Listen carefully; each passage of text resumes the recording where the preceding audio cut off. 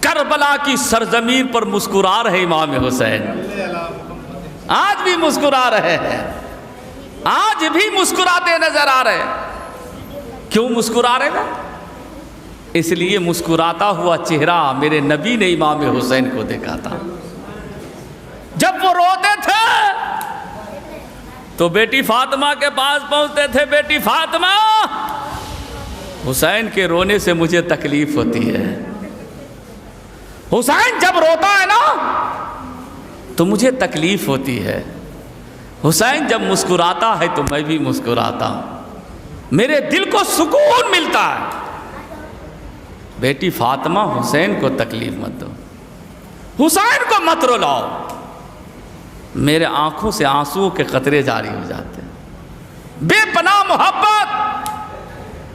تو قرآن کیا کہتا ہے سنیے، قرآن کہتا ہے قُلْ لَا أَسْأَلُكُمْ عَلَيْهِ أَجْرًا إِلَّا الْمَوَدَّةَ فِي الْقُرْبَى۔ اے محبوب، آپ لوگوں سے کہہ دیجئے، آپ اپنی امتی سے کہہ دیجئے، قُلْ لَا أَسْأَلُكُمْ عَلَيْهِ أَجْرًا، اے محبوب آپ فرما دیجئے کہ ہم نے تمہیں جو کچھ بھی لا کر دیا اس کے بدلے میں مجھے کچھ نہیں چاہیے۔ ہم نے تمہیں نمازیں لا کر دی، ہم نے تمہیں روزہ لا کر دیا، ہم نے تمہیں زکوٰۃ، فریضہ حج، فریضہ زکوٰۃ دیا، ہم نے تمہیں اٹھنے کا طریقہ بتایا، ہم نے تمہیں چلنے کا سلیقہ دیا، ہم نے تمہیں چلنے پھرنے کا طریقہ بتایا۔ اے محبوب آپ فرما دیجئے اس کے بدلے میں مجھے کچھ نہیں چاہیے، نہ زمین چاہیے، نہ زمان، نہ آسمان، نہ چاند، نہ سورج، کچھ نہیں، إِلَّا الْمَوَدَّةَ فِي الْقُرْبَى۔ اے محبوب آپ کہہ دیجئے کہ ہمیں کچھ نہیں چاہیے، صرف چاہیے تو اہل قرابت کی محبت چاہیے، صرف چاہیے تو اہل قرابت کی محبت، حضرت فاطمہ کی محبت، حضرت علی کی محبت، حضرت امام حسین کی محبت، اس لیے کہ میں بھی حسین سے محبت کرتا ہوں۔ سبحان اللہ، اللہ بھی محبت، میرے نبی بھی اپنے نواسے سے محبت، ماں بھی بے پناہ محبت کرتے تھے، باپ بھی بے پناہ محبت کرتے تھے، بے پناہ محبت ان مقدس ہستی کے اللہ کے رسول فرما رہے ہیں۔ تاریخ یہ بتاتی ہے کہ حضور علیہ الصلوۃ والسلام کے مکان پر ایک صحابی پہنچے تھے، ان کا نام حضرت سیدنا اسامہ بن زید رضی اللہ تعالیٰ، حضرت اسامہ بن زید رضی اللہ تعالیٰ عنہ ہے۔ سرکار کے گھر پر تشریف لے گئے حضور علیہ السلام کے پاس، اور حضور علیہ الصلوۃ والسلام اپنے مکان میں اندر تھے، حجرہ نبی جو تھا اس میں اللہ کے رسول صلی اللہ علیہ وسلم تشریف فرماتے۔ حضرت اسامہ بن زید سرکار کی بارگاہ میں آئے تو سرکار کی نگاہ حضرت اسامہ بن زید پر پڑی، حضرت اسامہ بن زید پہ پڑی۔ سرکار کمبل کو اوڑھے ہوئے تھے اور اسی حالت میں اللہ کے نبی صلی اللہ علیہ وسلم حضرت اسامہ کے پاس جاتے ہیں، ادھر سرکار کے قدم پڑھے اور ادھر سے حضرت اسامہ بن زید کے قدم ناز بڑھے، دونوں ایک جگہ جمع ہو گئے۔ اللہ کے نبی صلی اللہ علیہ وسلم کے پاس حضرت اسامہ بن زید تشریف فرمائے۔ حضرت اسامہ بن زید کہتے ہیں یا رسول اللہ صلی اللہ علیہ وسلم، آپ جو کمبل اوڑھے ہوئے اس کے اندر کوئی ابھری ہوئی چیز محسوس ہو رہی ہے جسے میں جان نہیں سک رہا، جان نہ سکا۔ اللہ کے نبی صلی اللہ علیہ وسلم کمبل کے گوشہ کو یعنی کونا کو پکڑا اور ہٹایا تو حضرت اسامہ بن زید اپنے ماتھے کے نگاہوں سے امام حسین کو دیکھ لیا. دیکھا اللہ کے رسول صلی اللہ علیہ وسلم پھر دعا کے لیے ہاتھ اٹھایا. اللہم انی احبہما فاحبہما واحب من یحبہما. اے اللہ میں حسین سے محبت کرتا ہوں, تو بھی حسین سے محبت فرما اور اس سے بھی محبت فرما جو حسین سے محبت کرتا ہے. اس سے بھی محبت فرما جو حسین سے محبت کرتا ہے. بے پناہ محبتیں تھی. کبھی اللہ کے نبی صلی اللہ علیہ وسلم امام حسین کو ناراض دیکھنا پسند نہیں فرماتے تھے. کبھی ناراض دیکھنا پسند نہیں فرماتے تھے کہ میرا نواسہ ناراض نہ ہو جائے. ان کی خوشی کے لیے آپ نے کون سا عمل آپ نے پیش کیا ہے, اس کی تاریخیں موجود ہے. اللہ بھی امام حسین سے محبت کرتا ہے. اللہ بھی, آپ نے سنا ہوگا امام صاحب سے کہ حضرت سیدنا امام حسن اور حسین رضی اللہ تعالیٰ ایک تحریر لکھا. امام حسین بھی اپنی تحریر لکھا اور حضرت سیدنا امام حسن بھی لکھا, امام حسین نے بھی لکھا, اور دونوں آپس میں بحث کرنے لگے. بحث کیا, گفتگو کرنے لگے. امام حسن کہتے ہیں حسین تمہاری رائٹنگ سے میری رائٹنگ بہت اچھی ہے. امام حسین کہتے ہیں حسن بھائی آپ کی رائٹنگ سے میری رائٹنگ اچھی ہے. اب اس بحث کو لے کر اپنے بابا جان کے پاس پہنچ گئے. کس کے پاس پہنچے؟ بابا جان کے پاس, حضرت علی کے پاس گئے. کہا ابا جان آپ فیصلہ فرما دیجئے کس کی رائٹنگ اچھی ہے, میری رائٹنگ اچھی ہے یا میرے بھیا کی رائٹنگ اچھی ہے. اب حضرت علی سوچنے لگے کہ اگر میں حسین کی رائٹنگ کی تعریف کرتا ہوں تو حسن کو تکلیف ہوگی, حسن کی تعریف کرتا ہوں تو حسین کو تکلیف ہوگی. سوچنے لگے. کہا سنو جاؤ امی جان سے فیصلہ کروا لو, امی جان سے فیصلہ کرواؤ کس کی رائٹنگ اچھی ہے, کس کی تحریر اچھی ہے. حضرت فاطمہ کے پاس پہنچتے دونوں بھائی. کہا امی جان آپ فیصلہ فرما دیجئے کس کی رائٹنگ اچھی ہے. کہا ابا جان کے پاس جاؤ. کہا ابا جان کے پاس گئے, آپ کے پاس بھیج دیے, آپ فیصلہ فرما دیجئے.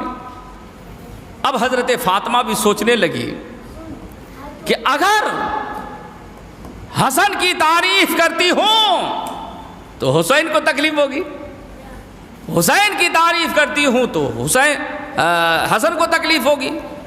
کہا نانا جان سے کروا لو. کیا کہا؟ نانا جان سے کرواؤ. نانا جان کے پاس پہنچے. کہا نانا جان آپ فیصلہ فرما دیجئے کس کی رائٹنگ اچھی ہے, میری ہے یا بھیا کی ہے. امام عالی مقام نے کہا نانا جان آپ فیصلہ فرما دیجئے. کہا ایسا ہے امی جان کے پاس چل جاؤ. امی جان کے پاس جاؤ. پھر آئے. امام حسین کہا کہ اب نانا نے بھیجا ہے نا, اب فیصلہ فرما دے گی میری ماں. نانا جب بھیج دیا تو اب تو فیصلہ کر دے گی. حضرت فاطمہ کے پاس پھر واپس آئے. کہا امی جان نانا بھیجا ہے, آپ فیصلہ فرما دیجئے. ماں سوچنے لگتی ہے. اللہ تعالیٰ سوچ رہی تھی کہ اللہ تعالیٰ جو ہے جبریل امی کو بھیجا 3 موتی لے کر کے, 4 موتی لے کر کے. کتنے موتی؟ 4 نہیں 5 موتی لے کر بھیجا تھا۔ کتنی موتی؟ 5۔ کہاں؟ اے جبریل امی جائیے آپ فیصلہ فرما دیجیے۔ ماں سوچ رہی تھی اللہ نے جبریل امی کو بھیج دیا، اور کہاں؟ جبریل امی کہ میرے محبوب کے بیٹی کے پاس یہ موتی رکھ دو اور ان کو طریقہ بتا دو۔ کیا کہا؟ انہیں طریقہ بتا۔ حضرت جبریل امی آئے، کہا یہ 5 موتی آیا ہے بارگاہ رب العزت سے، آپ اس موتی کے ذریعہ ان کا فیصلہ فرما دیجئے۔ کہا کیسے؟ کہا آپ آسمان میں ان 5 موتیوں کو اڑا دیجئے، جس کی تختی پر 3 موتی گر جائیں اس کی تحریر اچھی ہوگی، اور جس کے سلیٹ پر تختی پر 2 موتی گرے ان کی تحریر سے ان کی تحریر کمزور ہوگی۔ حضرت فاطمہ الزہرا رضی اللہ تعالی عنہ کو حضرت جبریل امی موتی دیتے ہیں، کہا آپ فیصلہ کر دیجئے۔ حضرت فاطمہ الزہرا رضی اللہ تعالی عنہ آسمان میں موتی کو اڑا دیتی ہے۔ 2 موتی حضرت امام حسن کے تختی پر اور 2 موتی حضرت سیدنا امام حسین کے سلیٹ پر۔ اللہ تعالیٰ نے 1 موتی کو روک لیا، 1 موتی روک لیا، حکم دیا اللہ نے موتی 2 ٹکڑے ہو جا، اور آدھا حضرت امام حسین کی تختی پر گرو اور آدھی موتی حضرت امام حسن کے تختی پر گر جا۔ تو اللہ کو بھی بے پناہ محبت، بے پناہ محبت کہ کہیں ایسا نہ ہو کہ اگر 3 موتی ان پر گر جائے تو امام حسین ناراض ہو جائے، اگر امام حسین کے سلیٹ پر گر جائے تو حسن ناراض ہوں گے۔ اللہ بھی بے پناہ محبت فرماتے تھے۔ تب تو اللہ کے رسول نے فرمایا اللہم انی احبہما فاحبہما واحب من یحبہما، اے اللہ میں حسین سے محبت کرتا ہوں، تو بھی حسین سے محبت فرما اور اس سے بھی محبت فرما جو حسین سے محبت کرتا ہے۔